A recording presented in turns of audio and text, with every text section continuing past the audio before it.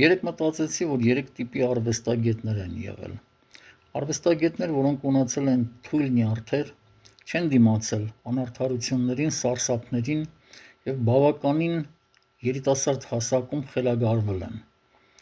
Ինչպես օրինակ Կոմիտասը, Մակար Եկմալյանը կամ Մուրացյանը։ Եղել են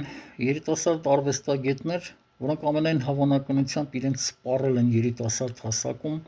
ապա հիվանդացել տարբեր հիվանդություններով եւ երիտասարդ հասակում մահացել, ինչպես օրինակ Պետրոս Դուրյանը, Պետրոս Ադամյանը կամ Միսակ Մեծարենցը։